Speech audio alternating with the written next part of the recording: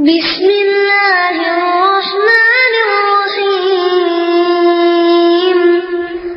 إذا جاء نصر الله والفتح ورأيت الناس يدخلون في دين الله أفواجا فسبح بحمد ربك واستغفره إنه كان توابا.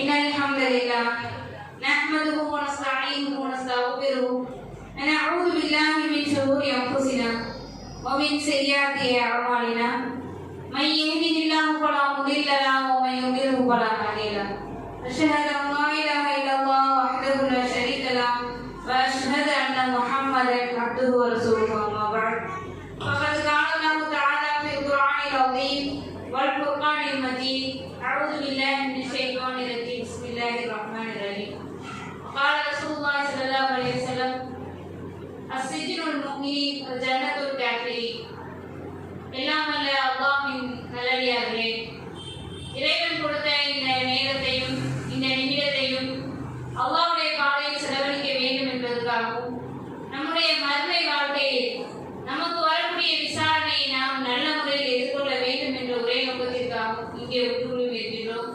இதற்கான கூலியை வல்ல ரஹ்மான் இம்மையிலும் மறுமையிலும் தந்தருள்வானாக என்று கூறி என்னுடைய உரையை ஆரம்பம் செய்கின்றேன். நான் உங்கள் மத்தியில் பேச இருக்கக்கூடிய தலைப்பு இஸ்லாமிய பெண்களை சீரழிக்கும் நவீன நாகரிகம் என்ற தலைப்பில் தான். இன்னைக்கு இருக்கக்கூடிய நாகரிகம் என்ற அந்த ஒரு முக்கியமான ஒரு விஷயம் எல்லா மக்களையுமே இன்னைக்கு வழிநடத்தக்கூடியதாக தான் இருக்கு.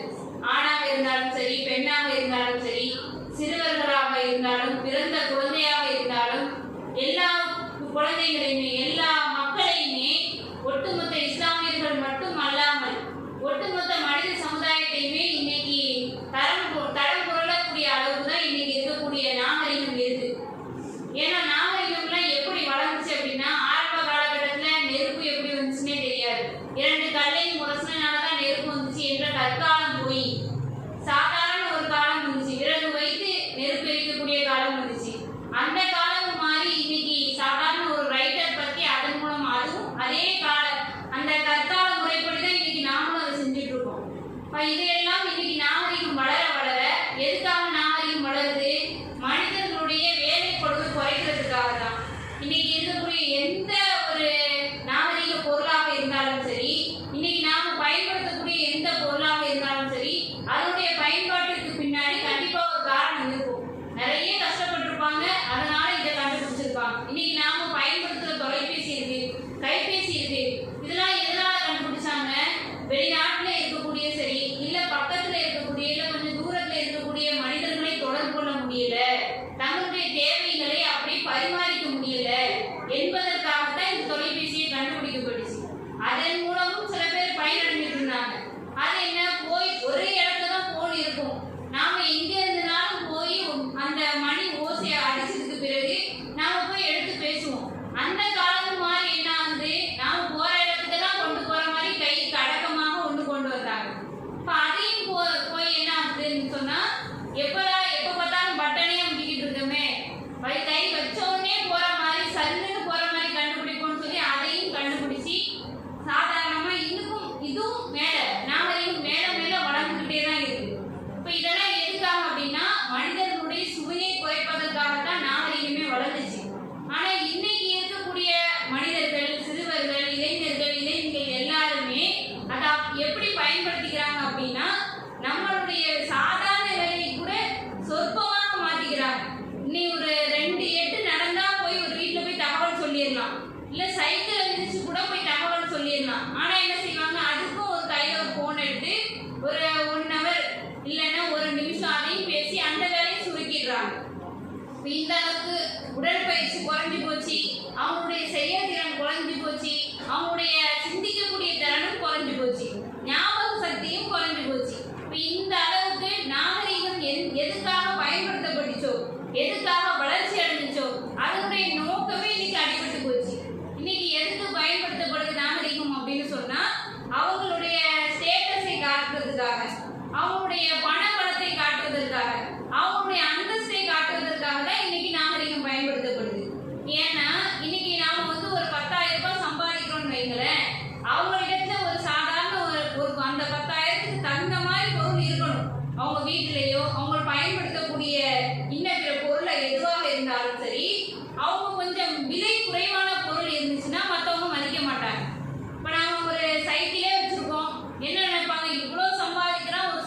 வாங்க மாட்டாங்களா? ஸ்கூட்டியும் வாங்கிடுவாங்க. சரி, இத்தனை பேர் சொல்றாங்க, ஒரு ஸ்கூட்டி வாங்கிடுவோம். இவ்வளவு சம்பாதிக்கிற வேற ஒரு ராயல் என்ஃபீல்ட்லாம் வாங்க மாட்டியா? அப்படி விலையுயர்ந்த பைக்கெல்லாம் வாங்க மாட்டியா? அப்படின்னு சொல்லிட்டு அதையும் உசுப்பேத்தி விடுவாங்க. இப்படியே போக போக நாம வைத்திருக்கக்கூடிய பொருட்கள் எல்லாம் மனிதனுடைய அந்தஸ்தை தீர்மானிக்கக்கூடியதா இன்னைக்கு மாறிடுச்சு. இப்ப இந்த அளவுக்கு எல்லா மக்களுடைய வாழ்க்கையோட ஒன்று இணையக்கூடியதாக தான் இன்னைக்கு நாகரீகம் இருக்கு. ஆனா இந்த நாகரீகம் இந்த இஸ்லாமிய பெண்களை எப்படி வழிகெடுக்குது அப்படின்னு தெரிஞ்சுக்கணும்ல. ஏன்னா இன்னைக்கு நாம எல்லாருமே அதான் மூழ்கி இருக்கோம். எந்த அளவுக்கு மூழ்கி இருக்கோம், நாம எப்படி வெளியில வரணும், இஸ்லாமிய மார்க்கம் நமக்கு கற்றுக் கொடுக்கக்கூடிய விஷயங்கள் என்ன என்பதையெல்லாம் நாம தெரிஞ்சாதான் நாம மறுமையில போய் நமக்கு கேட்கக்கூடிய கேள்வியானாலும் நாம அனுபவிக்கக்கூடிய ஒவ்வொரு விஷயமானாலும் நாம வெற்றி பெற முடியும். இன்னைக்கு நம்ம அந்த நாகரிகத்துல இந்த இஸ்லாமிய பெண்கள் எப்படி எல்லாம் மூழ்கி இருக்காங்க அப்படின்னா, இஸ்லாமிய பெண்களுக்குன்னே நமக்கு நிறைய கடமைகளை அல்லாஹ் சொல்லியிருக்கான். எல்லா விஷயத்திலையும் நாம ஒரு தும்முனா கூட அதுக்கும் ஒரு நன்மை தான். நம்ம அச்சின் தும்மல் போடுவோம், அதுல அல்ஹம்துலில்லாஹ் அல்லாஹ்வை புகழ்ந்தோம்னு சொன்னா அதுக்கே ஒரு நன்மை தான் அல்லாஹ் கொடுக்குறான். அல்லாஹ் சந்தோஷப்படுறான். இந்த நேரத்துல கூட என்னுடைய அடியான் என்ன நினைக்கிறானே அப்படின்னு அல்லாஹ் சந்தோஷப்படுவான். நம்ம சாப்பிடும்போது பிஸ்மில்லா சொல்லி சாப்பிடுறோம், சாப்பிட்டு முடித்தோம்னா அல்ஹம்துலில்லாஹ் முடிக்கிறோம். இதெல்லாம் ஒரு சாதாரண விஷயம் தான். இஸ்லாமிய மார்க்கத்தை பொறுத்த வரைக்கும் சின்ன சின்ன விஷயங்களை கூட இறைவனை நினைக்கணும், இறைவனுக்கு நன்றி செலுத்தணும், இறைவனுக்கு நன்றி மாறாம நடந்துடக்கூடாது என்ற அளவுக்கு நமக்கு மார்க்கம் அழகாக தெளிவாக சொல்லி காட்டுது. மற்ற மார்க்கம் போல கஷ்டப்படுத்தக்கூடியது நம்முடைய மார்க்கம் கிடையாது. இந்த இஸ்லாமிய மார்க்கத்துல நமக்கு 5 வேளை தொழுகையை நமக்கு கற்றுக் கொடுக்குது.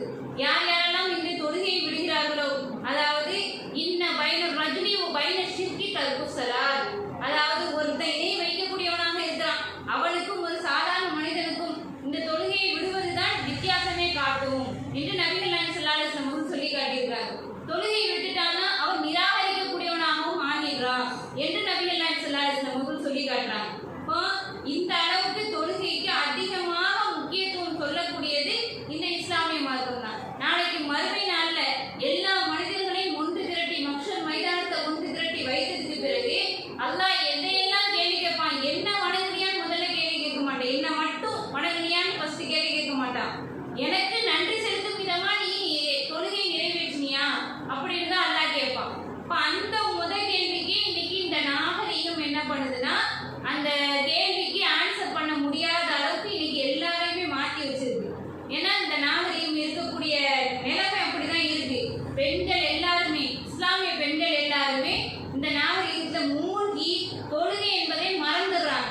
குறிப்பிட்ட நேரத்துல தொழக்கூடிய தொழுகையை மறந்துடுறாங்க. சரி, சற்று வேலை இருக்கு, தாமதமா தொழுதுக்கலாம் அப்படின்னு நினைச்சாலும் கூட சைத்தான் உள்ள புகுந்து என்ன செய்யறான், தொழுகை தானே அப்புறமா தொழுதுக்கலாம், அல்லாஹ் மன்னிக்கிறவனா இருக்கானே, இன்னைக்கு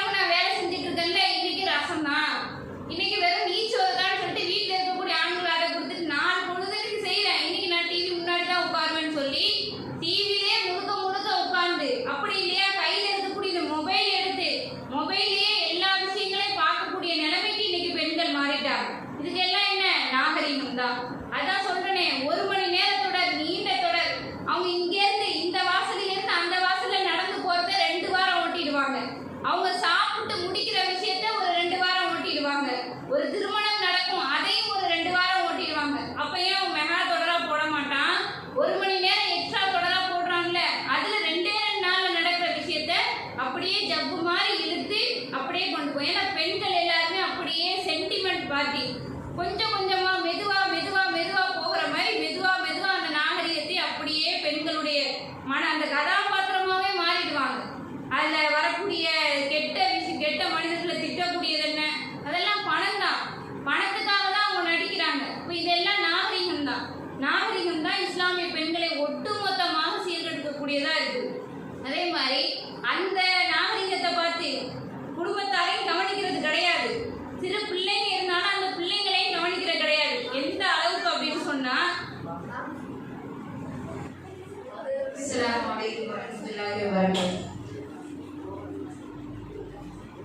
இந்த அளவுக்கு இந்த நாகரிகம் பெண்களை எல்லாம் வழிநடத்தக்கூடியதாக இருக்குது. அதே மாதிரி சுறுசுறுப்பாக இயங்கக்கூடிய இளைஞர்களை கூட குறுகிய நேரத்தில் இருந்த இடத்திலேயே எல்லாத்தையும் முடிக்கிற மாதிரியான ஒரு நிலைக்கு கொண்டு வந்து, இதுக்குதான் ஒரு சிரிப்பான ஒரு விஷயத்த சொல்லுவாங்க. அது என்னன்னா, ஒரு குடும்பமே இருக்கும். ஒரு குடும்பத்தை ஒரு 4-5 பேர் இருக்காங்கன்னா வீட்லயே 4 அறைகளோ இல்ல ஹாலோ எல்லாம் இருக்கும்ல, எல்லாருமே ஒரு இடத்துல உட்காந்து, அதாவது விடுமுறை நாட்கள்ல எல்லாரும் ஒன்னா உட்காந்து பேசுவாங்க, சிரிப்பாங்க, எல்லாம் ஒன்னா இருப்பாங்க, ஒன்னா சாப்பிடுவாங்க. ஆனா இப்போ உள்ள காலம் எப்படின்னு சொன்னா, எல்லாம் ஒரு அறையில உட்கார்ந்து இருப்பாங்க. உட்கார்ந்தா ஃபேன் ஒன்றும் போட்டிருக்காரு. அதுக்கு அவனுடைய மகன் சொல்வாராம், மெசேஜ் பண்ணி, அவனுடைய தாய்க்கு மெசேஜ் பண்ணி, நீ இந்த வழியா போனேன்னா என் ஃபேனை போட்டு விடு, அந்த என்னோட ரூம்ல உள்ள ஃபேனை போட்டு விடுமா அப்படின்னு. எந்திரிச்சு போய் ஃபேன் போடுறதுக்கு ஒரு அலுப்பு. அதே நேரத்துல அது ஒரு அலுப்புன்னா, இன்னொருத்தரை கூப்பிட்டு போய் அதே சரி கூப்பிட்டா சொல்லலாம்ல, இங்கேருந்து குரல் கொடுத்தா என்னன்னு கேட்டுற போறாங்க. அதெல்லாம் இல்லையா, அதுவும் கையில இருக்கிற மொபைல்ல மெசேஜ் பண்றாரு. என்னமோ தூரத்துல இருக்க தாய்க்கு மெசேஜ் பண்ற மாதிரி, தாய்க்கோ சகோதரிக்கோ என்னது, இந்த என்னோட அறையை கடந்து போனீங்கன்னா கொஞ்சம் ஃபேனை போட்டு விடுங்க. இது என்ன, அப்ப இந்த அளவுக்கு இளைஞர்களை எல்லாத்தையுமே அப்படியே மூழ்கடிச்சிருச்சு. அந்த அளவுக்கு இன்னைக்கு மாறிடுச்சு. சரி, பெண்கள் இன்னைக்கு எந்த அளவுக்கு இதை விட மோசமா எப்படி இருக்காங்க அப்படின்னா, நாகரிகத்தினுடைய அடுத்து உடைகள். இந்த சீரியல் சினிமா இதெல்லாம் ஒரு பக்கம்னா, உடைகளுக்கு வந்துடும். உடைகள் இன்னைக்கு எந்த அளவுக்கு மோசமா இருக்காங்க அப்படின்னா, அந்த சீரியல்லையோ சினிமாலையோ இல்லை இன்னும் பிற செலிபிரிட்டி போடக்கூடிய ஆடைகள்லாம் எப்படி இருக்கும், மற்றவங்க தன்னை கவனிக்கணும் அப்படின்றதுக்காக தான் இருக்கும். அவங்களுக்கு அது பொருத்தமா இருக்கான்லாம் பார்க்க மாட்டாங்க. அவங்களுக்கு பொருத்தமா இருக்கா, அங்கங்க கிளியாம இருக்கா அப்படிலாம் பார்க்க மாட்டாங்க. இதன் மூலமா அழகு வெளிப்படுதா, மற்றவங்கள நம்மள ரசிக்க மாட்டாங்களா, அது ரசிக்கணும். அந்த பக்கம் ஒரு ஓட்டை இருந்தாலும் நம்மளாம் என்ன நினைப்போம், என்னடா நம்ம உடையில நம்ம ட்ரெஸ்ல ஒரு சின்ன ஒரு ஓட்டை இருக்கே, ஒரு கிழிசல் இருக்கேன்னு நினைப்போம். ஆனா அவங்க என்ன நினைப்பாங்க, இதுவும் ஒரு ஃபேஷன், இதுவும் ஒரு நாகரீகம் அப்படின்னு சொல்லி மற்றவங்க தன்னை கவரணும் என்பதற்காகவே ஆடை அணியக்கூடியவங்க தான் நிறைய பேர். அதை பார்த்து இன்னைக்கு நிறைய பெண்கள், முஸ்லிம் பெண்கள் அப்படியே ட்ரெஸ் போடுறாங்க. தங்களுக்கு போடுறாங்க, இதே தங்களுடைய பிள்ளைகளுக்கு போடுறாங்க. நிறைய பிள்ளைங்களை நீங்க பார்க்கலாம், கை ஃபுல்லா இருக்கும், முட்டிக்கு கீழே அவங்க போடுற ட்ரெஸ்ல முட்டிக்கு கீழே கை ஃபுல்லா இருக்கும். ஆனா பாருங்க, இந்த தோல் பட்டைக்கு கீழே தோல் புஜம் இருக்கா இல்லையா, அதுக்கு கீழே மிகப்பெரிய ஒரு ஓட்டை இருக்கும். இதுல என்ன, நம்மளை பொறுத்தவரை அது ஃபேஷன் நினைக்கிறோம். அது அவங்க கவர்ச்சியா போட்ட ஆடைய ஏன் நம்ம பிள்ளைங்களுக்கு ஒரு ஃபேஷனா போடணும்? அதுல என்ன அழகு இருக்கு? ஒரு ஓட்டையை பெருசா தெரியுறது அழகாவா இருக்கு? பிள்ளைங்களுக்கு ஒரு அழகையை கெடுக்கிற மாதிரி இல்லையா? அது இல்லாம அவங்க என்ன பண்ணுவாங்க, ஒரு நாள் போடுறதுக்கு ஏதாவது ஒரு ஃபங்க்ஷனுக்கோ இல்லை ஏதாவது ஒரு விருது வழங்கக்கூடிய விழாக்கோ அவங்க வராங்கன்னு சொன்னா, ஒரு நாளைக்கே 18,000 20,000 ஒரு நாள் ஆடைக்கே செலவழிப்பாங்க. நான் சொல்வது கம்மி. அவங்க என்ன பண்ணுவாங்க, அப்படியே தரையில அந்த காலை கூட்டியே இருக்க மாட்டாங்களா என்னன்னு தெரியல, அப்படியே தன்னுடைய ஆடையிலேயே அப்படியே கூட்டிகிட்டே வர மாதிரி பெருசா போட்டுட்டு வருவாங்க. அது 10 பேர் அந்த இடத்துல உட்காரலாம், அப்படி போட்டுட்டு வருவாங்க. கழுத்துல ஒண்ணுமே போட்டிருக்க மாட்டாங்க, காதுலயே ஒண்ணுமே, அப்படியே பிளைனா இருக்கும். அவங்க போட்டு வர ட்ரெஸ் மட்டும் கிட்டத்தட்ட லட்சத்துக்கும் இருக்கும். 1 லட்சமோ இல்ல 50,000மோ இவ்வளோ இருக்கும்.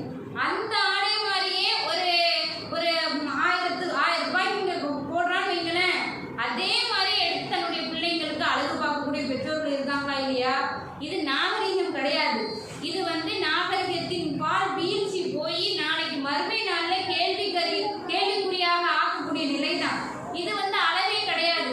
அழகு எதுல இருக்கு தெரியுமா? நம்முடைய பிள்ளை எந்த ஆடை போட்டாலும் முகத்தை சுற்றி முகம் மட்டும் தெரிவது போல அழகாக ஒரு ஷாலை நீங்க கவர் பண்ணி விடுங்க, அதுல இருக்கக்கூடிய அழகு நீங்க 1000 ரூபாய்க்கு ட்ரெஸ் வாங்கி கொடுத்தாலும் வரவே வராது.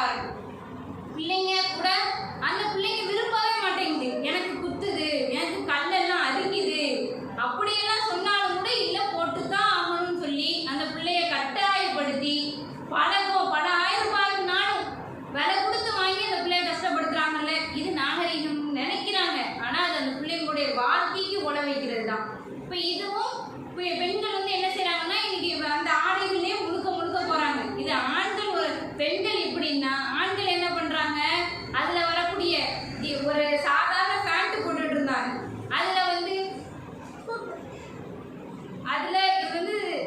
அதுல வந்து எந்த அழகாக தான் இருக்கும், நல்ல நீட்டா போயிட்டு வருவாங்க.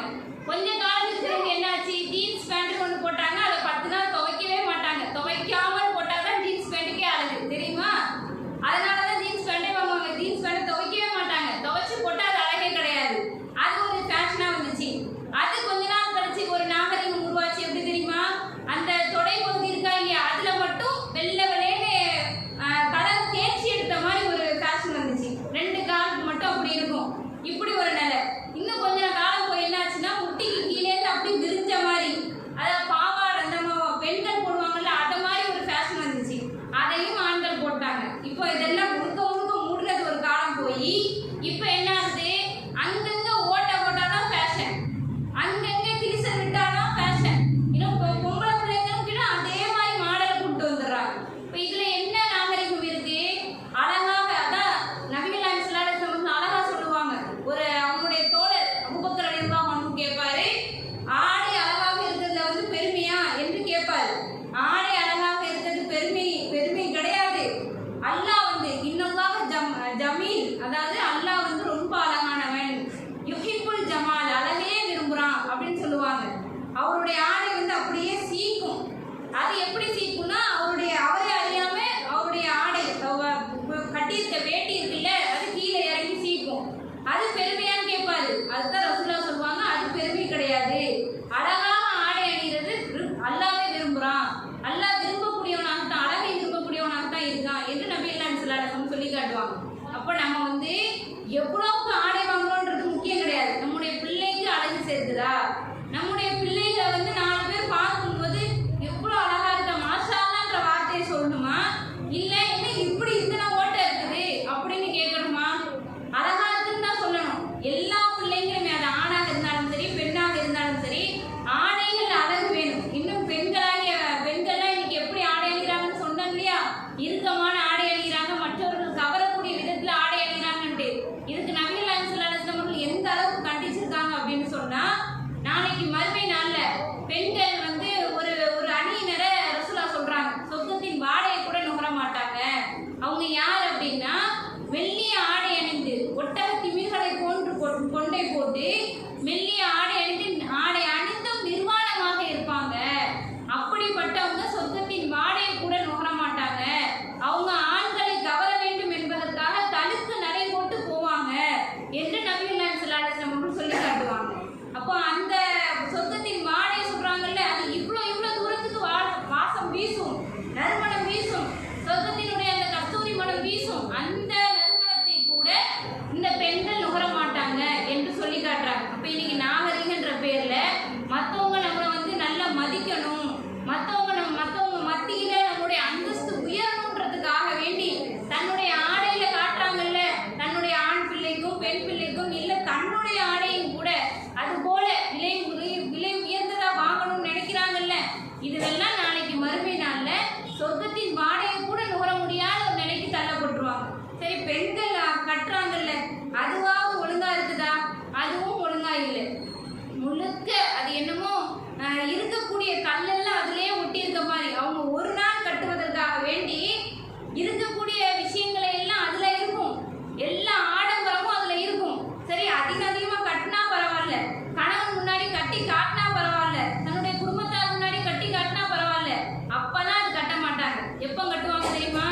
ஏதாவது ஒரு ஃபங்க்ஷன் வந்தாலும், ஏதாவது ஒரு திருமண நிகழ்ச்சி வந்தாலும் அப்போ போய் நிற்கிறது. ஏன்னா தன்னுடைய ஆடம்பரத்தை காட்டுவதற்காக, தன்னுடைய ஆடையின் மூலமாக தன்னுடைய பணபலத்தை காட்டுவதற்காக. பணமே இல்லாட்டியும் கூட என்னுடைய ஆடை நானும் நல்லா தான் இருக்கேன், உங்களுக்கு ஈக்குவலா நான் இருக்கேன்னு காட்டுவதற்காக இன்னைக்கு நாகரிகத்தை பயன்படுத்திக்கிறாங்க. அப்ப இதுவெல்லாம் மார்க்கம் சொல்லித்தராத ஒண்ணு, இதுவெல்லாம் மார்க்கத்துல இல்லாத ஒண்ணு. நாம ஒரு நிகழ்ச்சிக்கு போறோமா, எப்படி பர்தா முறையை பேணணுமோ அது போலதான் நடந்து ஆகணும். அது இல்லாம இன்னைக்கு ஆடம்பரம்ன்ற பேர்ல என்ன செய்யறாங்க தெரியுமா? இருக்கக்கூடிய நகைகளை எல்லாம் போட்டுப்பாங்க. அந்த நகைகள் வெளியில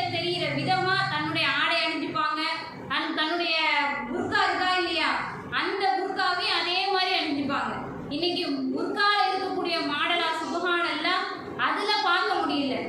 எவ்வளோ சிம்பிளா இருந்ததெல்லாம் காலகட்டமெல்லாம் போய் இன்னைக்கு கல் இல்லாத புர்காவே பார்க்க முடியல. நாங்க அந்த மாதிரிலாம் போய் கேட்டா, நீ என்னம்மா வயசானவங்களா, நீ என்ன வாழ்ற பிள்ளை கிடையாதா, வயசு கம்மியான பிள்ளைங்க எப்படிலாம் போடுறாங்க, நீ என்னம்மா ஒரு கல்லுமே இல்லாம புர்கா கேட்கறேன்னு கேட்கறாங்க. இங்க இருக்கக்கூடிய தாய்கள் எத்தனை வேட்டை வேணாலும் நீங்க கேட்டு பாருங்களேன், தாய்களுக்கு விரும்புற மாதிரி எந்த புர்காவும் கிடைக்கவே செய்யாது. ஏன்னா எங்க பார்த்தாலும் கல்லு, முழுக்க திருப்பி பார்த்தா அப்படி இல்லையா, இங்க ஏறுது இங்க வரைக்கும் போற மாதிரி அம்பர்லா கட்டிங் மாதிரியான ஒரு புர்கா. இப்படி எவ்வளோ மாடல் வந்துருச்சுன்றீங்க. உள்ளக்க ஒரு துணி, வெளியில ஒரு துணி, அந்த துணியும் கூட உள்ளக்குள்ள அங்கங்கள் வெளியில தெரிகிற மாதிரியான ஒரு நிலைகள் இஸ்லாம் காட்டி தரக்கூடிய விதத்துல இன்னைக்கு எங்கேயுமே கிடைக்க மாட்டேங்குது. அது கிடைச்சா அது அபூர்வமா இருக்கு. அந்த அளவுக்கு இன்னைக்கு வந்து புர்காவிலும் கூட நாகரிகத்தை பேணக்கூடிய அளவுக்கு இன்னைக்கு மாறிடுச்சு. இப்ப எல்லா விதத்திலையும் அதுலயும் சில பேர் புர்கா போடுவாங்க நாகரிகன்ற பேர்ல. கை வந்து இன்னைக்கு நம்ம தூக்கணும்னு வைங்களேன், கை கீழே வராது. ஆனா இன்னைக்கு சில பேர் போடக்கூடிய நாகரிகமான புர்கா எப்படி இருக்கு தெரியுமா, அங்க தூக்கணும் ஃபுல்லா தெரியும். அவங்க கையில எத்தனை மாடல்ல வளையல் போட்டிருக்காங்க, எந்த இடத்துல பிரேஸ்லெட் போட்டிருக்காங்க, என்ன கலர் ஜாக்கெட் போட்டிருக்காங்கன்ற வரைக்கும் தெரியுற அளவுக்கு பெருசா கை வைத்து புர்கா போடுறாங்களா இல்லையா?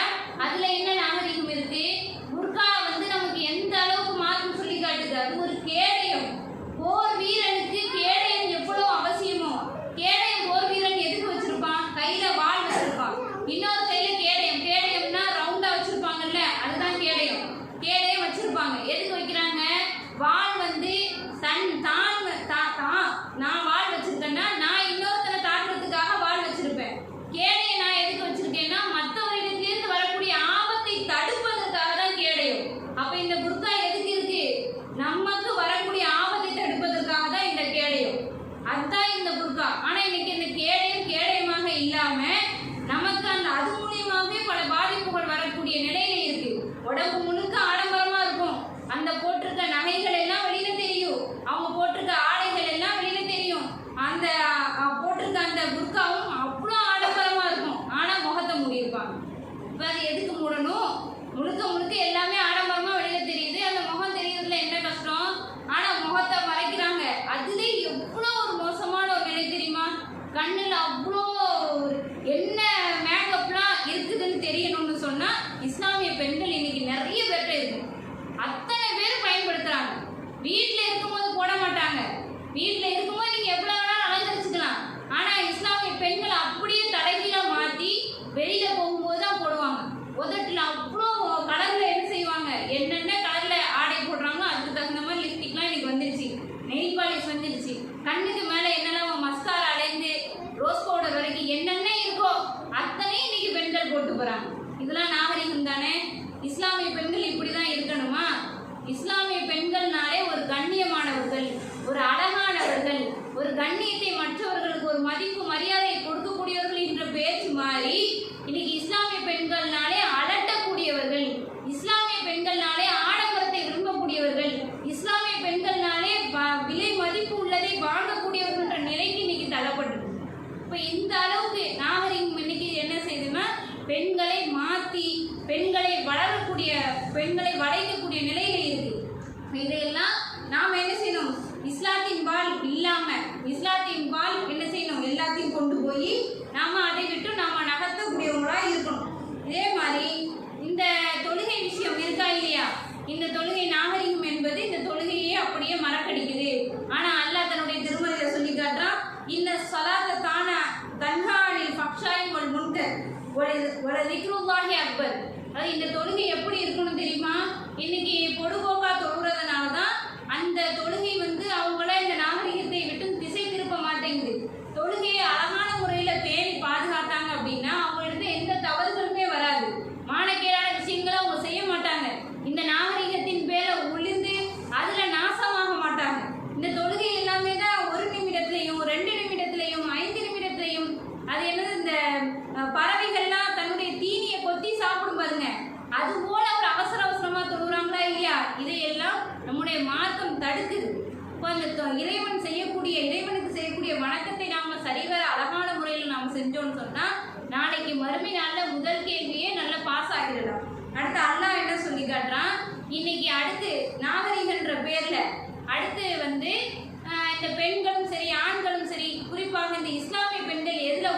இருக்கிறாங்க அப்படின்னா இசையில சினிமா பாடல்கள்ல அதிகமா மூழ்கி இருக்கிறாங்க.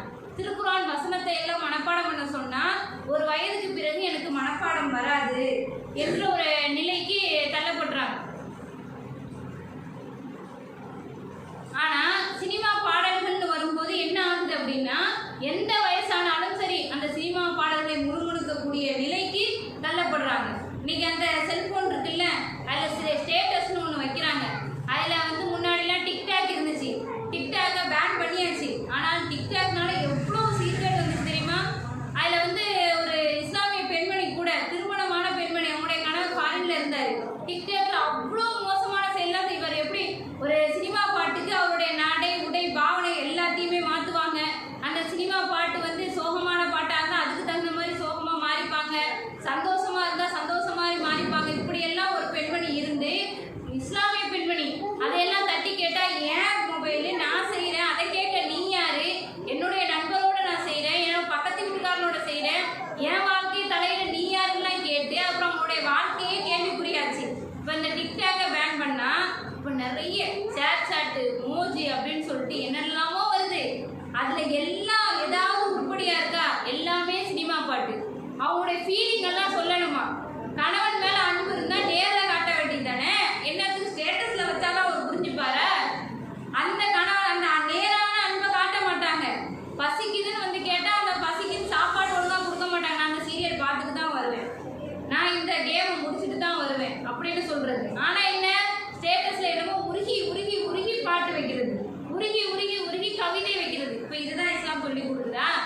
இந்த மாதிரியான இசைகளை எல்லாம் நினைப்பதை விட இறைவனை நினைப்பது எந்த அளவுக்கோ மேல். இந்த இசையெல்லாம் நாளைக்கு மறுமை நாள்ல நமக்கு பலன் கொடுக்க போறது இல்ல, அந்த சிந்தனைகளை எல்லாம் மாற்ற போறது கிடையாது. நம்ம ஷைத்தான் தான் என்ன செய்வான், அவனுடைய வழிக்கு கொண்டு போறான். ஆனா அல்லாஹ் தன்னுடைய திருமறையில சொல்லி காட்டுறான், அல்லதீன ஆமனு தத்துமைன்னு குலூபுஹும் பிதிக்ரில்லாஹ், ஈமான் கொண்டவர்களுடைய உள்ளம் அல்லாஹ்வை நினைப்பதன் மூலமாகத்தான் அமைதி பெறும். அலாபி திக்ரில்லாஹி தத்துமைனுல் குலூப், அறிந்து கொள்ளுங்கள் அல்லாஹ்வை நினைப்பதன் மூலமாக மட்டும்தான் உள்ளங்கள் அமைதி பெறும். வேற எந்த சினிமா பாட்டின் மூலமாகவும் அமைதி பெறாது. நிறைய பெண்களை பார்த்தீங்கன்னா அந்த சமையல் செய்வாங்க, அப்பவே நிறைய பாட்டுக்கள் தான் வரும். இதனால என்ன பலன் இருக்கு? அந்த பாட்டை மனப்பாடம் பண்ண செய்ய முடிஞ்ச உங்களுக்கு ஏன் அந்த சினிமா, அந்த அல்லாஹ் தன்னுடைய திருமறையில எத்தனையோ வசனங்களை சொல்லியிருக்கானே, அந்த வசனங்களை மனப்பாடம் பண்ணலாம்ல. பிள்ளைங்களை மட்டும் சொல்றது, மகரிபான குரான் எடுத்து ஓத மாட்டியா, காலையில எடுத்த குரான் எடுத்து ஓத மாட்டியா, புத்தகத்தை எடுத்து ஸ்கூல் லீவுனா புத்தகத்தை எடுத்து படிக்க மாட்டியா, பிள்ளைங்களை 10க்கு 15 வாட்டினாலும் கேட்கறது. ஆனா பெத்தவங்க எப்படி இருக்காங்க, ஏன் உங்களுக்கும் குரான் கிடையாதா, உங்களுக்கும் அந்த பாடத்தை மனப்பாடம் பண்ண வேண்டிய வேலைகள் இல்லையா, அல்லாஹ் நாளை கேட்க மாட்டானா? குரான்ன்றது பள்ளி பக்கத்தில் உள்ள பிள்ளைகளுக்கு மட்டும்தானா? அப்படிலாம் இல்லையே, எல்லாத்துக்கும் உண்டு தானே. இன்னும் சொல்வதாக இருந்தால் நபிகள் நாயகம் ஸல்லல்லாஹு அலைஹி வஸல்லம் அவர்கள் 40 வயசுல தான் அவருக்கு நபித்துவம் கிடைச்சிச்சு. அதுக்கு பிறகுதான் கொஞ்சம் கொஞ்சமா 23 வருஷம் திருமறை குரான் இறங்கிச்சு. இது இல்லாம அந்த 40வது வயதுல எத்தனை பேரெல்லாம் இஸ்லாத்தை ஏற்றார்களோ அவங்க எல்லாம் சின்ன சின்ன பிள்ளைங்க கிடையாது. ஒரு சில சஹாபாக்கள் மட்டும்தான் குறைந்த வயதுடையவர்கள். எல்லாமே ஒரு இளமை பருவத்தில் உள்ளவங்க, வயதான காலத்துல உள்ளவங்க, இப்படிப்பட்டவங்க தான். ஆனா அவங்க எல்லாம் கூட திருமறை குரானை மனனம் செய்தவர்கள் எத்தனை பேர்? ஏன் பெண்கள் எத்தனை பேர்? ஒரு சஹாபி பெண்மணி ஒரு சஹாபிட்ட சண்டையே போடுவாங்க.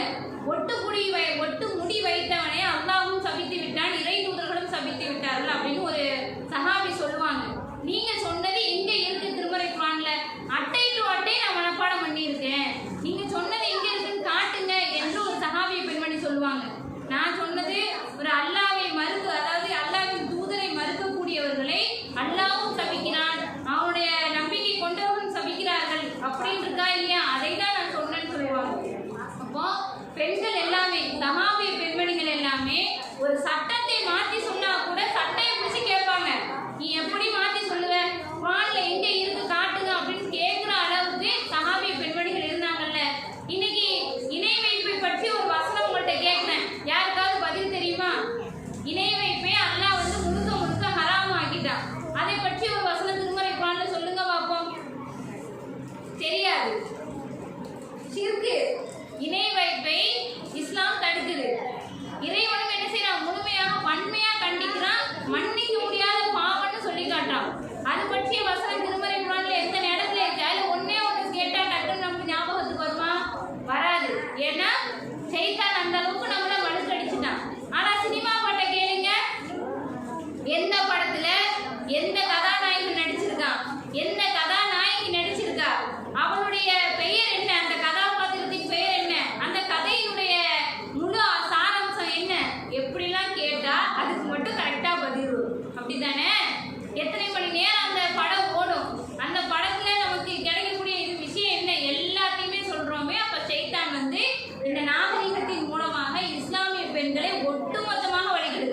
அவன் சவால் விட்டு வந்தான்ல, நான் வழிகெடுப்பேன், முன்னாலும் பின்னாலும் வலப்பக்கமும் இடப்பக்கமும் உட்கார்ந்து உன்னுடைய அடியார்களை வழிகெடுப்பேன், யார் வலுவாக இருக்கிறார்களோ அவர்களை தவிர என்று ஷைத்தான் வழிகெடு சொல்லிட்டு வந்தான்ல. அவனுடைய செயலை கரெக்டா இன்னைக்கு என்ன செய்யறான், அவன் செஞ்சு காட்டிக்கிட்டு இருக்கான். இன்னைக்கு அவனுக்கு நாம முட்டு கொடுத்து போய்கிட்டு இருக்கோம். நீ செய்யப்பா, உன்னோட நானும் வரேன், உன்னோட நானும் செய்யறேன்னு சொல்லி அவனுடைய செயலுக்கு எல்லாம் என்ன செய்யறோம், ஆமா சொல்லிட்டு போய்கிட்டே இருக்கிறோம். அப்ப இந்த அளவுக்கு இந்த நவீன நாகரிகம் இசை என்ற பெயர்ல இஸ்லாமிய பெண்களை கூட வழிகெடுக்குது என்பதை நாம மறந்துடக்கூடாது. சரி, இந்த இசையினால மற்றவர்களுக்கு ஏதாவது பாதிப்பு, ஏதாவது நன்மை இருக்குதான்னு பார்த்தா அதுவும் இல்லை. அதனால அவங்க வந்து காதுல அந்த ஹெட்போன் போட்டு கேட்கறதுனால அவங்களுடைய செவித்திறன் தான் பாதிக்கப்படுது, அவங்களுடைய அந்த சிந்தனை திறனும் பாதிக்கப்படுதுன்னு இன்னைக்கு எல்லாமே சொல்லி காட்டிட்டாங்க. அப்போ இறைவனை நினைப்பதால் மட்டும்தான் நம்முடைய உள்ளம் அமைதி பெறும். இன்னும் சொல்வதாக இருந்தால் நபிகள் நாயகம் ஸல்லல்லாஹு அலைஹி வஸல்லம் சொல்லி காட்டியிருக்கிறாங்க, இறைவனை நினைத்து அவனை போதிக்க, அவனை துதிக்கிறானா இல்லையா, அவனுடைய உதாரணம் உயிர் உள்ளவனுக்கு சமம். இறைவனை நினைத்து இறைவனை திக்ரு செய்யாத மனிதன் இருக்கான்ல, அவன் செத்த மனிதனுக்கு சமம் என்று நபிகள் நாயகம் ஸல்லல்லாஹு அலைஹி வஸல்லம் சொல்லி காட்டியிருக்கிறாங்க. இறந்த மனிதனுக்கும் உயிரோடு இருக்க மனிதனுக்கும் ஒரு வித்தியாசம் இருக்குல்ல. இறந்த உயிரோடு இருக்கக்கூடிய மனிதன் என்ன செய்வான், அவனுடைய தேவைகளை அவனை பூர்த்தி செய்வான், இல்ல மற்றவர்களை சார்ந்து இருப்பான். இறந்த மனிதன் அவனுக்கு எந்த உதவியும் தேவையில்லை, அவனாலும் எந்த உதவியும் செய்ய முடியாது, பிறராலும் அவனுக்கு எந்த உதவியும் செய்ய முடியாது. அப்ப இருக்குது இல்லையா. அப்ப இறந்த மனிதனும் உயிரோடு இருக்கக்கூடிய மனிதன் எப்படி சமமாக மாட்டானோ அதே மாதிரிதான் இறைவனை நினைக்காமல் ஷைத்தானுடைய வழிகாட்டுதலை பின்பற்றி போனோம்னு சொன்னா அது நாமளும் செத்த மனிதனுக்கு சமமாகத்தான் நபிகள் நாயகம் ஸல்லல்லாஹு அலைஹி வஸல்லம் சொல்லி காட்டிட்டாங்க. இன்னும் சொல்வதாக இருந்தால் இஸ்லாமிய மார்க்கம் எந்த அளவுக்கு சொல்லி காட்டுதுன்னா, நீங்க 33வது அத்தியாயத்துல 35வது வசனத்தை எடுத்து பாருங்களேன். இன்னல் முஸ்லிமீன வல் முஸ்லிமாத், மூமினான ஆண்களும் மூமினான பெண்களும், இஸ்லாத்தை ஏற்றுக்கொண்ட முஸ்லிமான ஆண்களும் முஸ்லிமான பெண்களும், தர்மம் செய்யக்கூடிய ஆண்களும் தர்மம் செய்யக்கூடிய பெண்களும், இறைவனை நினைக்க அதிகமாக நினைக்கக்கூடிய ஒரு ஜாக்கிரின் அல்லாஹ் கஸீரா ஒரு ஜாக்கிராத் நல்லா சொல்லி காட்டும். நீங்க அந்த வசனத்தை ஃபுல்லா படிச்சு பார்த்தீங்கன்னா இன்னல் முஸ்லிமீன வல் முஸ்லிமாத் வல் முஃமினீன வல் முஃமினாத், ஆண்களும் பெண்களும் மாறி மாறி வந்துகிட்டே இருக்கும். அதுல எல்லாம் எடுத்து பாருங்க, எல்லாத்தையும் என்ன சொல்லி காட்டோம்னா பெண்களுக்கும் இஸ்லாத்துல பங்கு இருக்கு. இஸ்லாமிய மார்க்கம் வளர்ச்சி அடைவதற்கு பெண்களும் ஒரு உறுதுணையாக இருந்திருக்காங்க. இஸ்லாமிய மார்க்கம் பெண்களுக்கும் நிறைய கடமைகளை கொடுத்திருக்குன்னு அந்த வசனம் சொல்லி காட்டும். இஸ்லாத்தை ஏற்ற ஆண்களும் பெண்களும், ஈமான் கொண்ட ஆண்களும் பெண்களும், நோன்பு நோக்கக்கூடிய ஆண்களும் பெண்களும், தர்மம் செய்யக்கூடிய ஆண்களும் பெண்களும், உண்மை சொல்லக்கூடிய ஆண்களும் பெண்களும், இறைவனை அதிகமாக நினைக்கக்கூடிய ஆண்களும் பெண்களும் சொல்லி அல்லாஹ் ஒரு லிஸ்டையே போட்டுட்டு அல்லாஹ் சொல்லுவான், மகஃபிரா, அவங்களுக்கு அல்லாஹ் மன்னிப்பை வாக்களித்து விட்டான். நாம இந்த வசனத்தின் மூலமா அல்லாஹ் என்ன சொல்லி காட்டுறான், நீங்க என்ன வேணாலும் தவறு செய்யுங்க, தவறு செஞ்சுட்டு அதுலயே நீண்டு இருக்காதீங்க, அதுலயே தொடர்ந்து இருக்காதீங்க. அல்லாஹ் உங்களை மன்னிக்க கூடியவனாக இருக்கிறான்.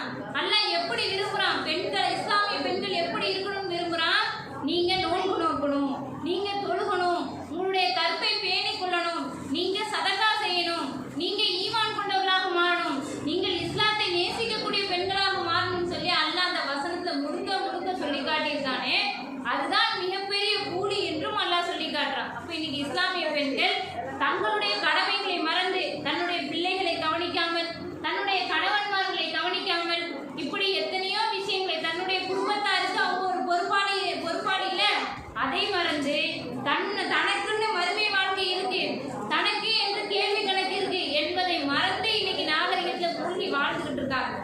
இன்னைக்கு அந்த பெண்களாகி இருக்கக்கூடியவர்கள் இன்னும் ஆடம்பரமா செய்யக்கூடிய விஷயங்கள் என்ன தெரியுமா, இந்த அல்லாஹ் வந்து விரல்களை எல்லாம் எதுக்கு படைச்சிருக்கான், நம்ம என்ன நினைப்போம், தஸ்பீ செய்ய படைச்சிருக்கான்னு நினைப்போம்.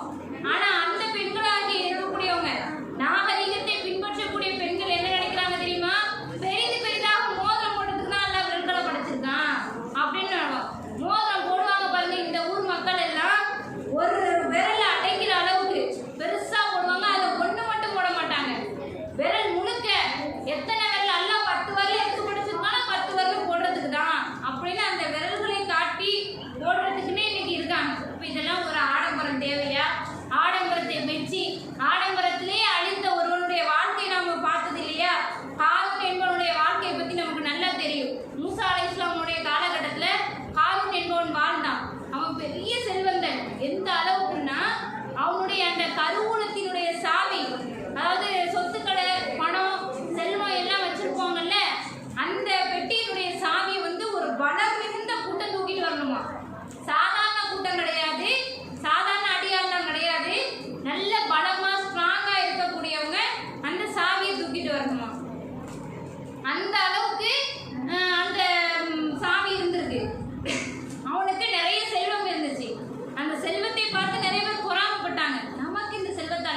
சொல்லலையே.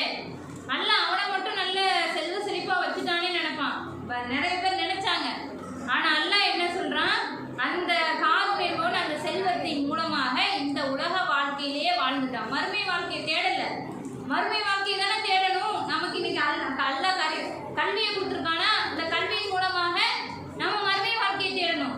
அல்லாஹ் இன்னைக்கு நமக்கு சொந்த பந்தங்கள் உறவுகளை கொடுத்துருக்கானா, அதன் மூலமாக மறுமை வாழ்க்கையை தேடணும். இன்னைக்கு அதே மாதிரி அல்லாஹ் நமக்கு செல்வத்தை கொடுத்துருக்கான்னு சொன்னா அந்த செல்வத்தின் மூலமாக மறுமை வாழ்க்கையை தேடணும். இல்லை, அந்த காரூன் என்பவன் அவன் வைத்திருந்த செல்வத்தை கொண்டு அவன் அலங்கரித்துக் கொண்டான். அவன் ஆடம்பரமாக வாழ்ந்து கொண்டான். ஆனா மக்களுக்கு ஒரு நயா பைசா செலவழிக்குது.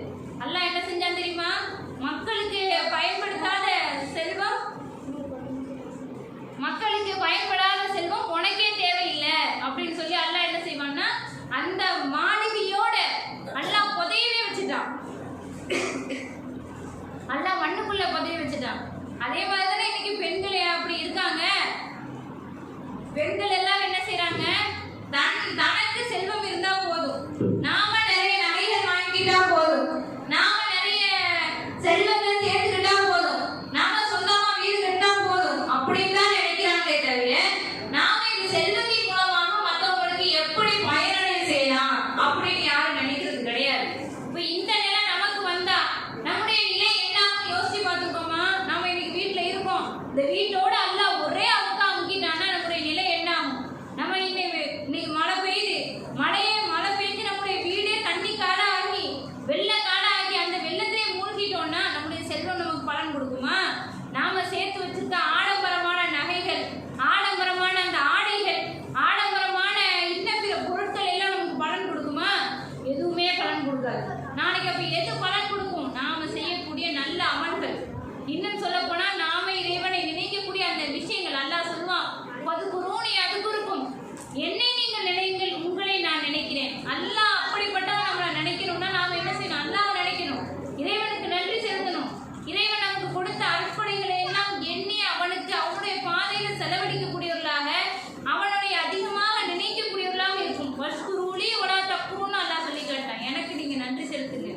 நீங்க என்ன அற்புதங்களை வச்சிருக்கீங்களோ அந்த அற்புதங்களை நினைத்து நினைத்து நினைத்து எனக்கு நன்றி செலுத்துங்க. செல்வம் மட்டும்தான் அற்புடையா? நாம இன்னைக்கு நிற்கிறோம், நாம இன்னைக்கு அமர்றோம், நாம இன்னைக்கு நடக்கிறோம், நாம இன்னைக்கு பேசுறோம், பிறரை பார்க்கிறோம், நாம இன்னைக்கு ஒரு விஷயங்கள் விரல்களை அசைக்கிறோம், கண்ணை சிமிட்டுறோம், எவ்வளவு விஷயங்கள் இருக்கு. நாம சாப்பிடக்கூடிய சாப்பாட்டுல நாக்கினுடைய ருசி தெரியலன்னா நம்முடைய நிலை என்ன? காரமும் தெரியல, புளிப்பும் தெரியல, இனிப்பும் தெரியலன்னா நாம ஒழுங்கா சாப்பிடுவோமா? அப்போ அல்லாஹ் அந்த சிறு நாட்டில் கூட சுவை உணரக்கூடிய அந்த உணர்ச்சியை வச்சிருக்கானே, இதுக்கு நாம நன்றி செலுத்தியிருப்போமா? அதான் அல்லாஹ் சொல்றான், என்ன நீங்க நினைச்சீங்கன்னு சொன்னா உங்களை நான் நினைக்கிறேன், எனக்கு நீங்க நன்றி செலுத்தீங்கள், மாறு செய்து விடாதீர்கள்னு சொல்லி அல்லாஹ் சொல்லி காட்டுறான். இப்ப இன்னைக்கு இந்த அளவுக்கு நாகரிகங்கள் அவங்க மூழ்கணும்னா இது நாளைக்கு மறுமை நாள்ல நமக்கு வரக்கூடிய விளைவு தான் அப்படின்றத அவங்க மறந்துடக்கூடாது. அது மட்டும் இல்லாம அல்லாஹ் தன்னுடைய நபிகள் நாயகம் ஸல்லல்லாஹு அலைஹி வஸல்லம் அவர்கள் சொல்லி காட்டும் போது இந்த விஷயங்கள், அதாவது நாகரிகத்தை அதிகமாக மூழ்கி இருக்காங்கல்ல, இதுக்கு அல்லாஹ் வந்து நபிகள் நாயகம் ஸல்லல்லாஹு அலைஹி வஸல்லம் என்ன சொல்லி காட்டியிருக்காங்கன்னா, இன்னல்லாஹ கதப அலா இப்னி ஆதம ஹவ்வஹு மினஸ்ஸினா, ஆதமுடைய மகன்கள் அத்தனை பேருக்கும் விபச்சாரத்தினுடைய பங்கை எழுதிவிட்டான். அதுல கதாலிகளா மகாலத்த, அவர்கள் அதனுடைய விஷயங்களை அதந்தே தீருவாங்க. ஜினல் ஐனி நகரு, கண் செய்யக்கூடிய விபச்சாரம் பார்வை.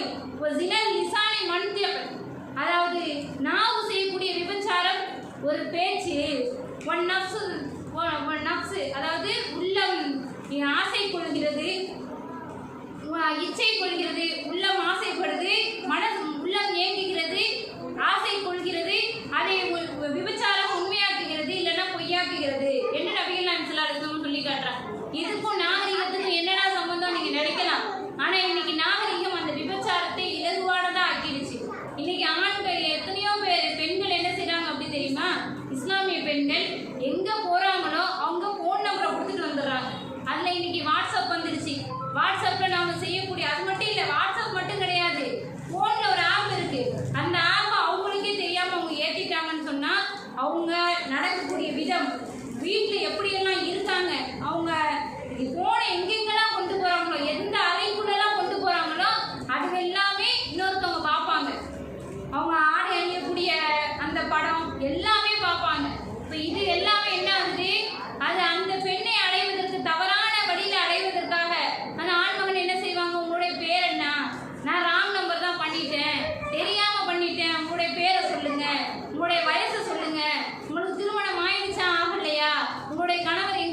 செய்றாரு, என்ன வேலை செய்றாருன்னு சொல்லி எல்லா டீட்டெயில்ஸையும் தெரிஞ்சுக்கிட்டு அந்த பெண்ணை எப்படியெல்லாம் வழிகெடுக்க முடியுமோ அந்த விதத்தில் வழிகெடுத்து தவறான பாதையில போறாங்களா இல்லையா? இன்னைக்கு இஸ்லாமிய பெண்கள் அதிகமாக இதுல மூழ்கி இருக்கிறாங்க. இதெல்லாம் எதுக்காக அப்படின்னு சொன்னா, இந்த நாகரிகம் தான் வந்து அவங்களுக்கு அதிகமா வழிகெடுக்குது. இது எதனால? இந்த நாகரிகத்தின் மூலமாக ஷைத்தான் அவர்களை வழிகெடுக்கிறான். அது மட்டும் இல்ல, இந்த செல்போன் உள்ள அந்த தேவையில்லாத பேச்சுக்கள், கணவனிடத்துல எப்படி எல்லாம் பேசுவாங்களோ அதே மாதிரி அந்நிய ஆணிடத்துல பேசுறது, அந்நிய ஆணிடத்துல தேவையில்லாத விஷயங்களை சொல்வது, அவங்க பெண் என்ற விதத்துல கூட பேசுவாங்க. அதையெல்லாம் நம்பி இந்த பெண்கள் வந்து எல்லாத்தையுமே சுலபமாக நம்பிடுவாங்க.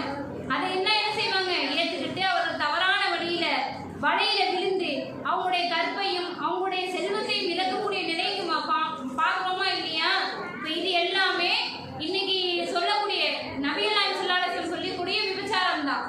கண் செய்யக்கூடிய விபச்சாரம், பேச்சுக்கள் இருக்கா இல்லையா, அதுவும் ஒரு விபச்சாரத்துல தான் போய் முடியும். இப்போ இந்த விஷயங்கள் கூட நாகரிகம் தான் வழிகாட்டுது என்பதை நாம மறந்துடக்கூடாது. இன்னும் சொல்வதாக இருந்தால், இந்த நேரங்களை இஸ்லாமிய பெண்களை நமக்கு எந்த விஷயங்களை எல்லாம் நமக்கு வந்து நல்ல விதத்தை போதிச்சிருக்காங்க அப்படின்னா, இஸ்லாமிய பெண்கள் முன்ன இருந்த காலகட்டத்தை எப்படி வாழ்ந்திருக்காங்க, இஸ்லாமிய போர்களை பற்றிலாம் நம்ம கேள்விப்பட்டிருப்போம். அந்த போர்கள் எல்லாம் இஸ்லாமிய பெண்கள் களமிறங்கியிருக்காங்க.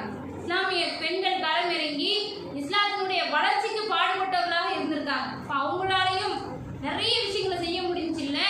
இஸ்லாத்தினுடைய வளர்ச்சி இன்னைக்கு நாம நிம்மதியா இருக்கோம் அப்படின்னா அவர்கள் ரத்தம் சிந்தி இருக்கிறாங்க. அந்த பெண்கள் செய்த ஒவ்வொரு செயலுக்காகவும் நாளைக்கு மறுமை நாள்ல அல்லாஹ் சிறந்த அந்தஸ்தை கொடுப்பான்.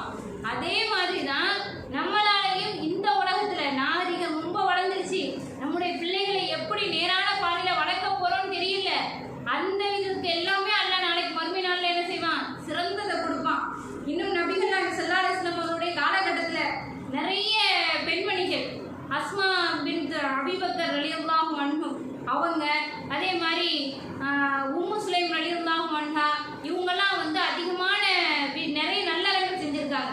இதுக்கு ஒரு உதாரணத்துக்கு ஒரு செய்தியை சொல்றேன். இன்னைக்கு அந்நிய ஆண்களிடத்தை பேசுறாங்கல்ல, யார் வந்தாலும் அவங்க பயோடேட்டா எல்லாத்தையும் ஒப்படைச்சிடுறாங்கல்ல, இது வந்து எந்த அளவுக்கு மோசம்.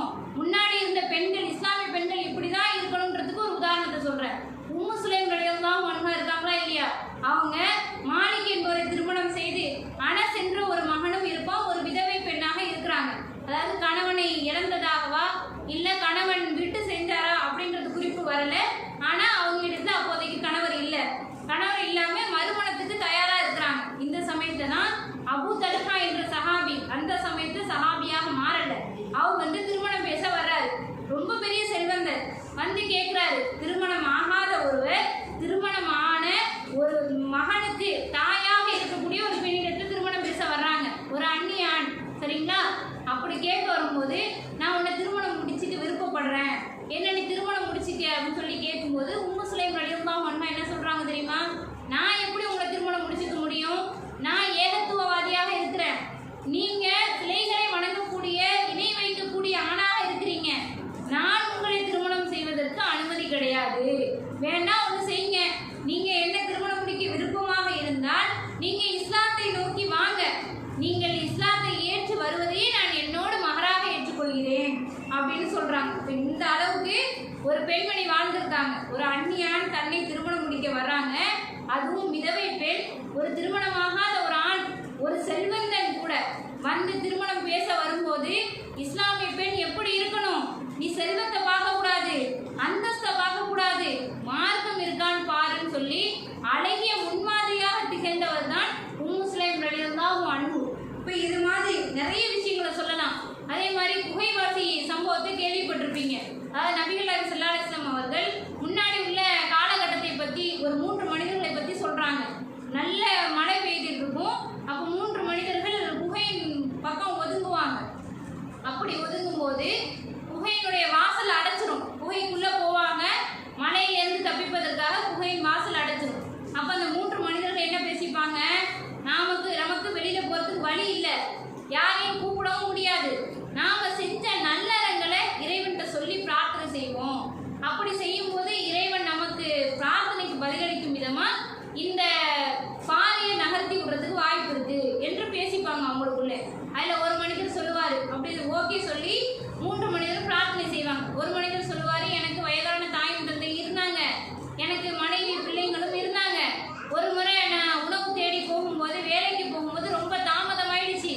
வரும்போது தான் நான் உணவு எடுத்துட்டு வருவேன்.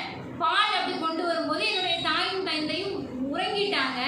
என்னுடைய பிள்ளைங்க பசியோடு அழுதுகிட்டு இருக்கக்கூடிய நேரத்தையும் கூட வயதான என் தாய்க்கும் தந்தைக்கும் கொடுக்கணுன்றதுக்காக வேண்டி முதல்ல அவங்களுக்கு நான் முன்னுரிமை கொடுத்தேன். இது உன்னுடைய அச்சம், உன் மீது உள்ள பயத்தின் காரணமாக உண்மையாக நான் நடந்திருந்தேன். உண்மையா இருந்துச்சுன்னா அதுதான் உன்னுடைய இறைச்சம் தான் என்னை அவ்வாறு செய்ய வச்சது அப்படின்னு உண்மையா இருந்தா இந்த பாறையை விலக்கி வை அப்படின்னு ஒருத்தர் பிரார்த்தனை செய்வாரு. அல்லாஹ்வுடைய பிரார்த்தனையை ஏற்றுக்கொண்டு அவருடைய உள்ளத்தை பார்த்து கொஞ்சம் பாறையை அப்படியே நகர்த்துமா. இரண்டாவது மனிதர் பிரார்த்தனை செய்வார். அவரிடத்துல ஒரு ஊழியன் வேலை செய்வான். வேலை செஞ்சா அந்த வேலைக்கான கூலியை வாங்காம போயிடுவான். அந்த கூலியை வைத்து இந்த மனிதர் என்ன செய்வாருன்னா அதை வைத்து ஒரு கால்நடைகள்லாம் வாங்கி ஒரு பெரிய பள்ளத்தாக்கை உருவாக்கிடுவாரு. நிறைய ஆடு மாடு ஒட்டகம் அப்படின்னு சொல்லி பெருத்த பள்ளத்தாக்கா என்ன செஞ்சிருவாரு கொண்டு வந்துருவார். சிறிது காலம் கழித்து வேலை செஞ்சார்ல அந்த கூலியார் வந்து கேட்பாங்க, என்னுடைய கூலியை கொடுங்கன்னு கேட்கும்போது அதுக்கு அந்த மனிதர் சொல்லுவாரு, இந்த இருக்கு பத்தியா பள்ளத்தாக்கு நிறைய கால்நடைகள், இதெல்லாம் உன்னுடைய கூலி தான். என்ன கிண்டல் பண்றியா? ஒரு நாள் வேலைக்கு கூலியை கேட்டா நீ என்னன்னா இவ்வளோ பெரிய செல்வத்தை கொடுக்குறியே அப்படின்னு சொல்லுவார். இது உண்மைதான், இதுதான் உன்னுடைய செல்வம். நீ உனக்கு கொடுக்க வேண்டிய கூலி பணத்தை மூலமாகத்தான் நான் இதை பெருக்கினேன் அப்படின்னு அவர் சொல்லுவார். இந்த சொல்லிட்டு அல்லாட்ட சொல்லுவாரு, இதை நான் உன்னுடைய அச்சத்தினால் நான் செய்வது உண்மையாக இருந்தால் நான் உண்மையிலேயே நான் இதை செஞ்சேன், உனக்கு பயந்துதான் நான் கூலியை கொடுத்துருக்கலாம். ஆனா கூலியை கொடுக்காம கூலியின் மூலமா வந்த லாபத்தையும் சேர்த்து கொடுக்குறேன்னு சொன்னேன்ல, இது ஒன்னாலதான் நான் செஞ்சேன்னு உண்மையா இருந்தா பாறை நகட்டுன்னுவாரு. ரெண்டாவது மனிதர் செய்த பிரார்த்தனைனாலே பாறை நகன்று. மூணாவதா ஒருத்தர் கேட்பாரு. அவர் என்ன செய்வாருன்னு சொன்னா, நான் வந்து என்னுடைய சிறிய தந்தையின் மகள் மீது ஆசைப்பட்டேன். அவர் ரொம்ப அழகா இருப்பாங்க, நான் ரொம்ப ஆசைப்பட்டு நான் உன்னை அடைய விரும்புறேன்னு கேட்கும்போது அந்த பெண்மணி எனக்கு 100 பொற்காசுகள் கொண்டு வா. அப்போ வந்து ரொம்ப கஷ்டமான காலம். அப்போ அந்த பெண்மணி 100 பொற்காசு கேட்குறாங்க. இவங்களும் சரி 100 பொற்காசு கொண்டு வந்து நம்முடைய ஆசையை தீர்த்துக்கலாம் அப்படின்ட்டு அந்த மனிதர் வர்றாரு. அதே மாதிரி 100 பொற்காசு தான் கொண்டு வந்துட்டேன், என்னுடைய ஆசைக்கு இணங்குன்னு சொல்லும்போது அந்த கடைசி தருணத்துல அந்த பெண்மணி சொல்லுவாங்க, திருமணம் இல்லாமல் என்கிட்ட நெருங்காத, மகர் என்பது கொடுக்காமல் திருமண பந்தம் இல்லாமல் அந்நிய ஆணாக இடத்தில் நெருங்காத அப்படின்னு சொல்லி அந்த பெண்மணி சொன்ன உடனே நான் எந்திரிச்சு வந்துட்டேன், நான் விலகிட்டேன். இது உன்னுடைய அச்சத்தினால் நான் செய்தது உண்மையாக இருந்தால் இந்த பாறை முழுக்க விலக்கி வையா இறைவா அப்படின்னு பிரார்த்தனை செய்வாரு. 3 பேர் செய்த பிரார்த்தனையின் உண்மையின் பலனாக அந்த பாறை விளக்கப்படும். ஒரு பெண்மணி அந்த தருணத்துல அந்த இளம் வயதில் கூட அந்த செல்வத்தை கொண்டு வர சொல்லிட்டாங்க. ஆனாலும் செல்வம் கைக்கு வந்துருச்சு. பஞ்சமான காலத்திலையும் நமக்கு தேவையான பணம் கைக்கு வந்தாலும் தன்னுடைய மானத்தை விட்டு கொடுக்காம ஒரு இஸ்லாமிய பெண்ணாக இருக்கக்கூடியவங்க எப்படி இருந்திருக்காங்க. இஸ்லாமிய பெண் என்பவள் இப்படித்தான் வாழணும் என்பதற்கு எத்தனையோ உதாரணங்கள், அதுல இதுவும் ஒரு உதாரணம் என்பதை நாம் என்ன செய்யக்கூடாது, மறந்துடக்கூடாது. அதே மாதிரி அஸ்மா ரலியல்லாஹு அன்ஹா அவங்களை பற்றி ஒரு உதாரணம் சொல்வதாக இருந்தால், ஒரு மனிதர் அவங்க வீட்டு மர நிழல்ல வியாபாரம் செய்யறதுக்காக அனுமதி கேட்குறாங்க. இப்போ அந்த சஹாபி பெண்மணி சொல்லுவாங்க, எனக்கு வந்து ஒரு பிரச்சனையும் கிடையாது, நீ தாராளமா அனுமதி கேட்டுக்கலாம். ஆனா என்னுடைய கணவர் வருவார், அவர் என்ன சொல்வாருன்னு எனக்கு தெரியல, அதனால நீ என்ன செய்யி, என்னுடைய கணவர் வரும்போது அவரிடத்துல வந்து நீ அனுமதி கேளு, நான் தரமாட்டேன்னு நான் சொல்லுவேன், ஆனா நீ என்ன செய்யணும், நீ அனுமதி கேட்கணும்.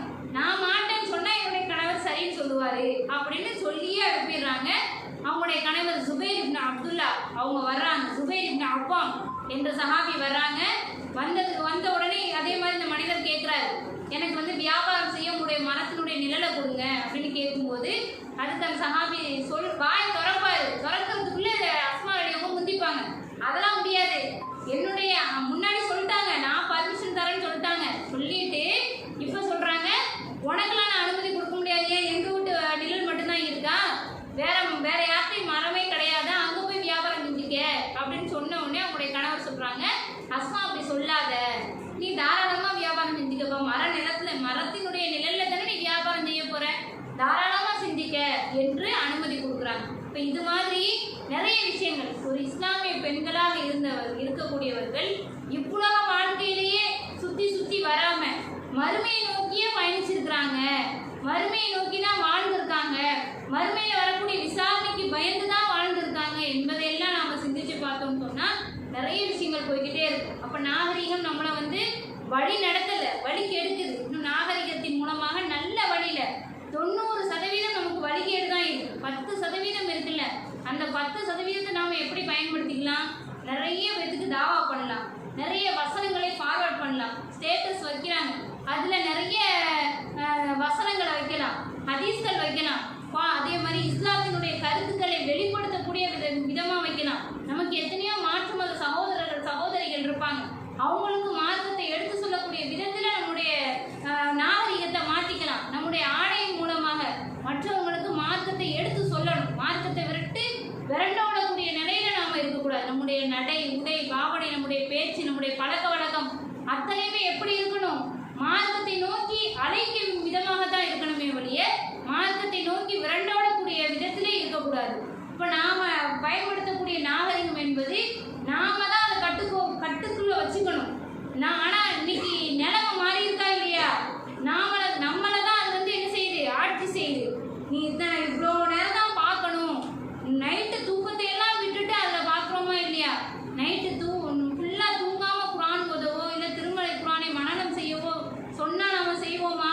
ஆனால் மொபைலில் கையில் எடுங்க, அந்த நாகரிகம் என்ன செய்யுது? நைட்டு ஃபுல்லானாலும் தூக்கத்தை விட்டுட்டு அந்த சினிமாவையோ சீரியலையோ இல்லை விளையாட்டையோ இல்லை யூடியூபையோ ஃபேஸ்புக்கையோ எல்லாத்தையும் பார்க்க தோணுது இல்லை? இப்போ இது எல்லாமே நாகரிகத்தினால இஸ்லாமிய பெண்கள் சீர்கெடுறாங்க. பெண்கள் சீரழிந்தா குடும்பமே கேள்விக்குறியாகக்கூடிய நிலை ஏற்படும் என்பதை மறந்துடக்கூடாது. இன்ஷா அல்லாஹ் வரக்கூடிய காலங்களில் நாம பயன்படுத்தக்கூடிய இணையத்தின் மூலமாக நல்ல மறுமை வாழ்க்கையை தேர்ந்தெடுப்போம், மற்றவர்களுக்கு மார்க்கத்தை எடுத்து சொல்லக்கூடிய நல்ல அடியார்களாக மாறுவோம் என்று கூறி என்னுடைய இந்த உரையை முடித்துக் கொள்கின்றேன். வாகி திராவான அல்ஹம்துலில்லாஹி ரப்பில் ஆலமீன். அஸ்ஸலாமு அலைக்கும் வரஹ்மத்துல்லாஹி